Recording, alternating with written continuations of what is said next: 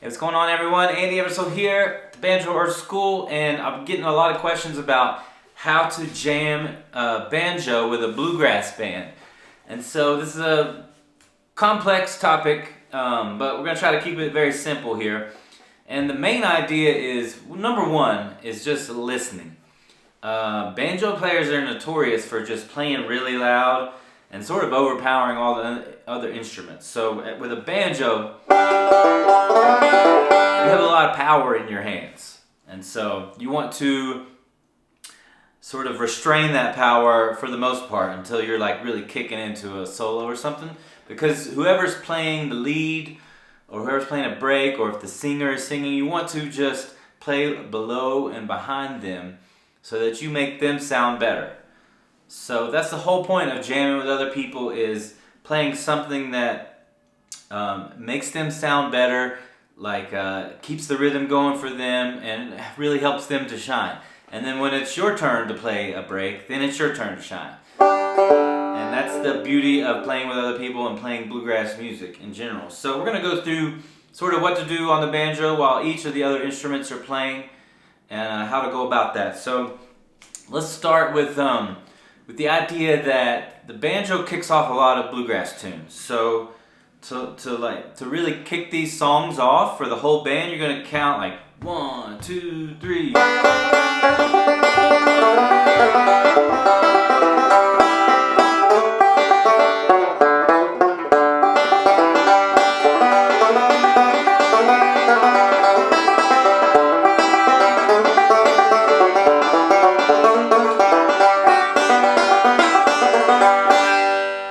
So we're going to take Blue Ridge Mountain Home for an example. It's an old bluegrass tune.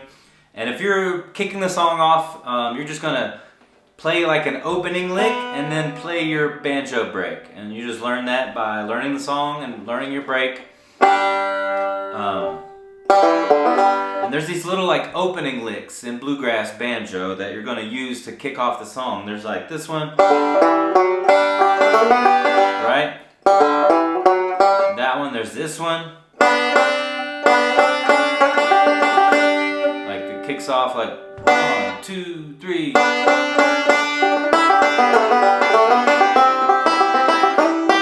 Right? And then there's this one. And it's basically just a little like kickstarter for the whole band, the whole song, to know when the first beat coming in is. And so we'll do this one on Blue Ridge Cabin Home. So you start off with this, and then it kicks off right into that.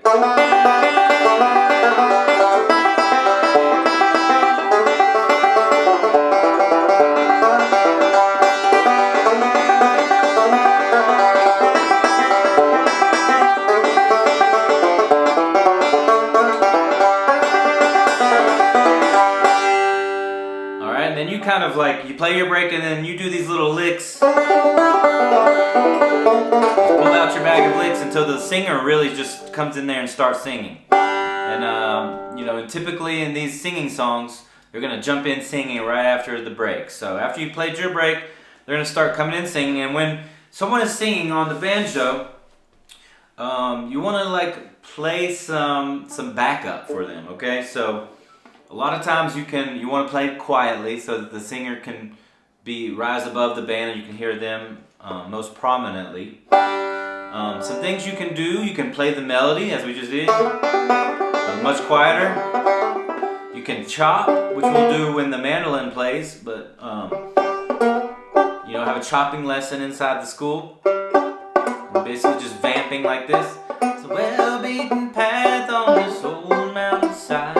I wondered when I was a lad. And you can do like what I typically do is a combination of chopping, rolling, and licks. Just kind of trying to be quiet, trying to move the chords along, move the song along, and so just under and beneath the singer with the rest of the band, so that the singer can rise above and shine and sound great. So I'll give you an example of what I do here. So I'll play the break.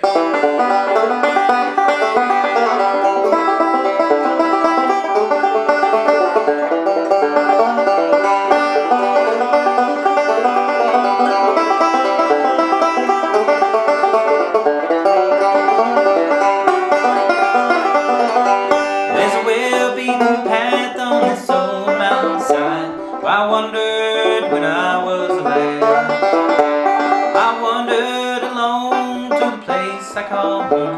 Those Blue Ridge hills far away. Oh, I love those hills of old Virginia.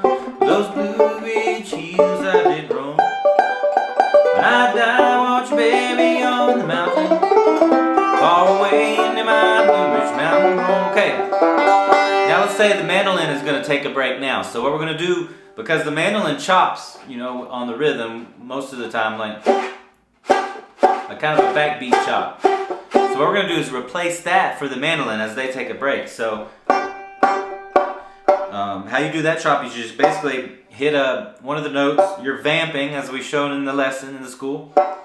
And then you just pinch with 3 fingers. So you can barely hear that first note, and then you can hear the muted chop sound. So you're basically replacing the mandolin's chop while they play to keep the rhythm sounding good. So after you sing, and the mandolin comes,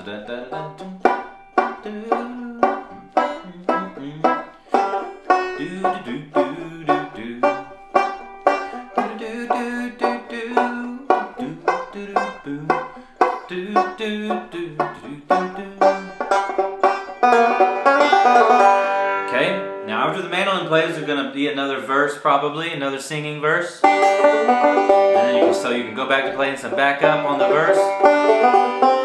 And it helps when playing backup to really learn your chords all the way up the neck, so you can hit some rolls like you know, if you go up the neck and you're playing G here, C here,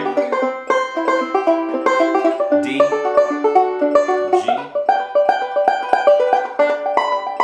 G, D.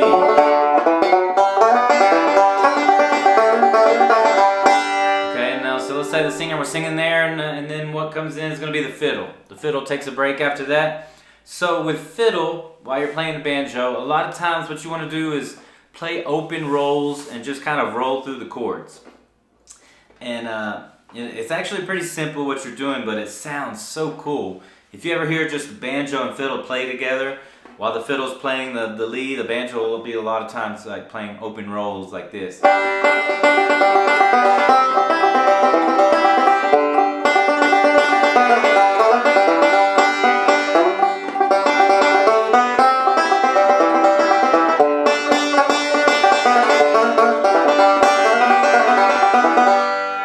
So with the fiddle, you're going to want to play some open rolls, which is just like not a whole lot going on with the left hand. Like you slide to the 2nd to the 5th maybe on starting this one. Get a lot of forward rolls on the 5th, 3rd, and 1st strings.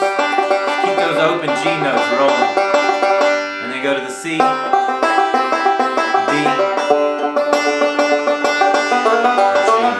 Do it again.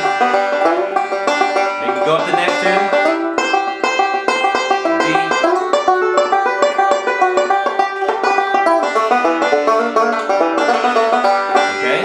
That's backing up the fiddle, and let's say the singing comes back in.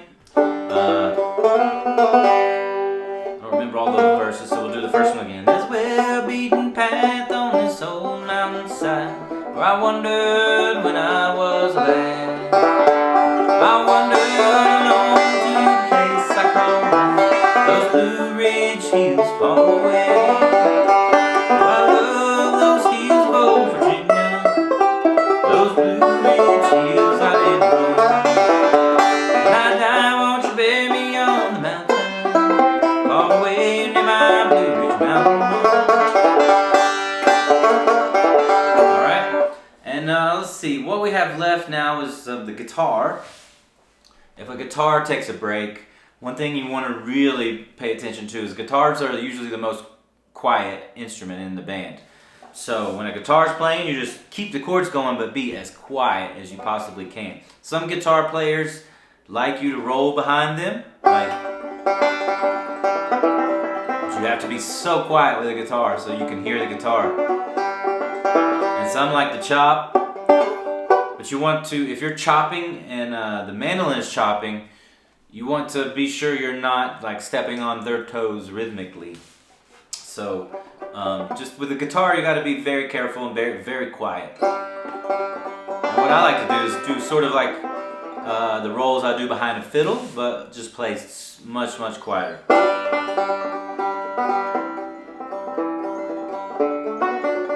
Just keep the chords going and give them room to play some great flat picking guitar.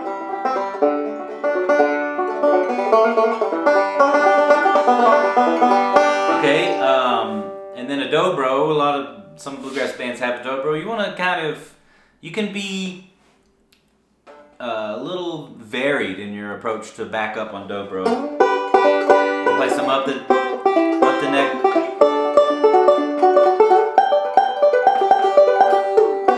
can chop. Play some open rolls.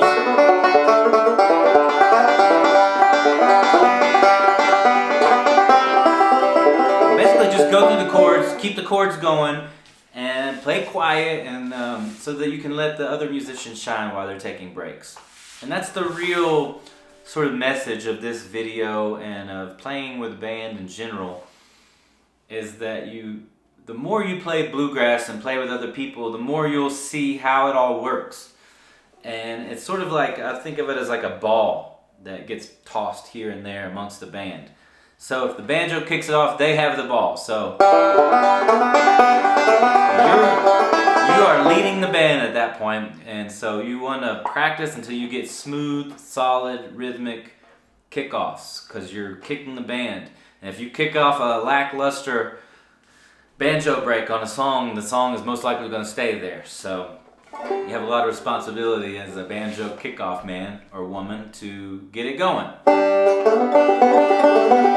And then the ball gets thrown to the singer, and they sing, and everybody else just gets behind them and does their best to make them sound great. Plays quiet, always listening to other people. Make sure you're always listening, which can be a challenging concept to play and listen at the same time. But that is what true music is all about, listening to the other musicians you're playing and performing with.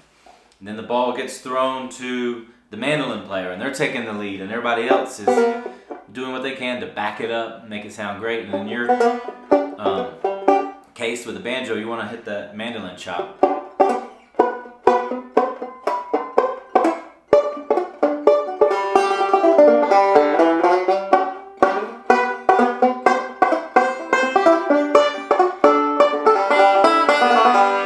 Okay, and so if you end up taking the last break, whoever takes the last break and takes the song home is going to add an ending onto the song. So let's say everyone went around and then you've got one more break. You kick the song off with the banjo and you're also going to take it home. It's called taking it home. You know, a lot of times in instrumentals it'll be an instrumental take-home break, but in the singing songs, most of the time it's going to be the last time of the chorus. So at the end of the chorus, you're going to want to add like a nice ending lick.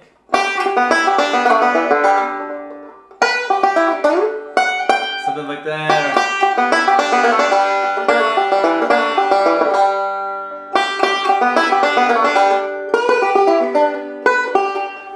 There's lots of good ending licks, and we can cover that in another lesson. But you're going to want to just like learn a few of those and end the song. So let's say everybody's taking their break. This is the last time through the chorus. Oh, I love those hills of old Virginia, those Blue Ridge hills I did roll. When I die, won't you bury me on the mountain, far away near my Blue Ridge mountain home, far away near my Blue Ridge mountain home. Okay, so everybody kind of hits an ending lick there, but the banjo you can really hear it well. And that's a common one there. So learn you know, some ending licks, some kickoff licks like we just did, or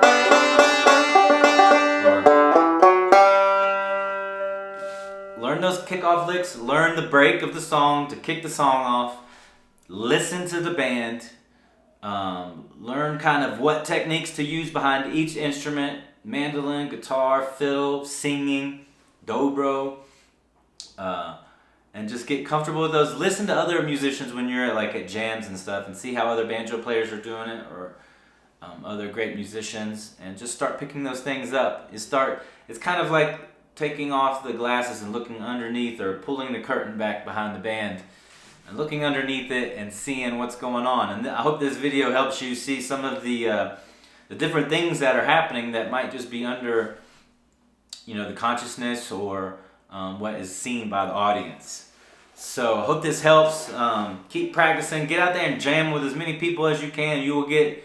The only way to really get this is to do it. So hope you jam with as many people as you can. All kinds of different instruments. Learn your songs, your kickoffs, your endings, and if you're singing, that's awesome. Learn how to back yourself up when you're singing, like we were just doing in that song in Blue Ridge Mountain Home. So hope you enjoyed the lesson, and keep jamming inside the school, and let me know how it's going, and get out there and play some bluegrass music with some other great musicians. See you next time.